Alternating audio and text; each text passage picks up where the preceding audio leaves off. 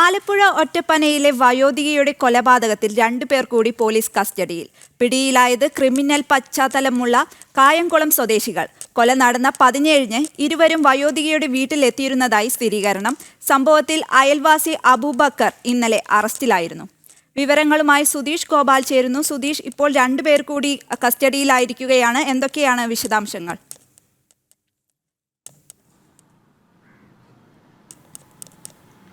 17-ന് ആലപ്പുഴ അമ്പലപ്പുഴയിലെ ഒറ്റപ്പന സ്വദേശിയായ വയോധിക മരണപ്പെട്ടതുമായി ബന്ധപ്പെട്ട അന്വേഷണത്തിലാണ് ഇപ്പോൾ 2 പേർ കൂടി പോലീസ് കസ്റ്റഡിയിലായിട്ടുള്ളത്. ഇവരാണ് കൊല നടത്തിയത് എന്ന ഒരു അനുമാനത്തിലേക്കാണ് അന്വേഷണം എത്തി നിൽക്കുന്നത്.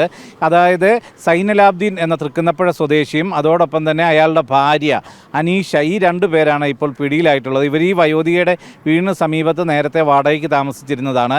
ഈ കൊലപാതകവുമായി ബന്ധപ്പെട്ട് കഴിഞ്ഞ ദിവസം മുസ്ലിം പള്ളിയിലെ ജീവനക്കാരൻ കൂടിയായ അബൂബക്കർ പിടിയിലായിരുന്നു. അയാൾ കുറ്റവും സമ്മതിച്ചിരുന്നു. എന്നാൽ ആ രീതിയിലല്ല കൊല നടന്നത് എന്ന ഒരു അനുമാനത്തിലേക്ക് അന്വേഷണ സംഘം എത്തിച്ചേരുകയായിരുന്നു.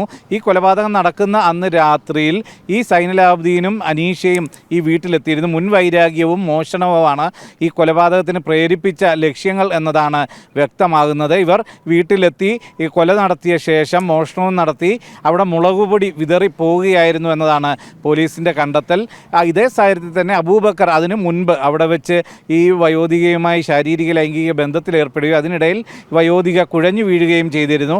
അപ്പോൾ മരണം സംഭവിച്ചു എന്ന വിശ്വാസത്തിലാണ് അബൂബക്കർ കുറ്റം സമ്മതിച്ചിട്ടുള്ളത്. ഒരു തരത്തിൽ പറഞ്ഞാൽ CBI ഡയറി കുറിപ്പ് എന്ന പഴയ സിനിമയെ അതിനെ ഒരു തനിയാവർത്തനം പോലെ അതിനെ താരതമ്യം ചെയ്യാവുന്നതാണ് ഇപ്പോൾ ഈ അന്വേഷണത്തിൽ വ്യക്തമാകുന്ന കാര്യങ്ങൾ. അത്രയ്ക്കും ട്വിസ്റ്റുകൾ നിറഞ്ഞതായിരുന്നു ഈ കൊലപാതക കേസ് എന്നതാണ് ഏറ്റവും എടുത്തു പറയേണ്ടത്. മൊബൈൽ ടവർ ലൊക്കേഷൻ കേന്ദ്രീകരിച്ചു, അതോടൊപ്പം തന്നെ മൊബൈൽ കോൾ വിവരങ്ങൾ ശേഖരിച്ചുകൊണ്ടുള്ള ഒരു അന്വേഷണം അബൂബക്കറിലേക്ക് എത്തിച്ചത്. അതിനുശേഷമാണ് ഈ 2 പേര്, ഇവർക്ക് ക്രിമിനൽ പശ്ചാത്തലമുള്ളതാണ് ഈ സൈനലാബ്ദീൻ എന്ന തൃക്കുന്നപ്പുഴ സ്വദേശി, അയാളെ കേന്ദ്രീകരിച്ച് നടത്തിയ അന്വേഷണത്തിൽ ഇപ്പോൾ ചോദ്യം ചെയ്യൽ തുടരുകയാണ്.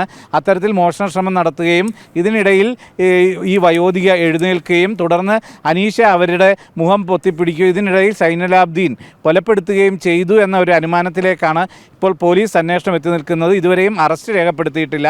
വൈകിട്ട് ഒരുപക്ഷെ ഇതുമായി ബന്ധപ്പെട്ട പോലീസ് ഉദ്യോഗസ്ഥരുടെ ഉന്നത ഉദ്യോഗസ്ഥരുടെ വിശദീകരണം ഇത് സംബന്ധിച്ച് വാർത്താക്കുറിപ്പോ വിശദീകരണമോ ഉണ്ടാകും എന്നതാണ് നമുക്ക് മനസ്സിലാക്കാൻ കഴിയുന്നതും. ശരി, സുധീഷ് ഗോപാലാണ് വിശദാംശങ്ങൾ പങ്കുവച്ചത്. വയോധികയുടെ കൊലപാതകത്തിൽ ഇപ്പോൾ 2 പേർ കൂടി കസ്റ്റഡിയിലായിരിക്കുന്നു എന്ന വിവരമാണ് ഇപ്പോൾ പുറത്തുവരുന്നത്.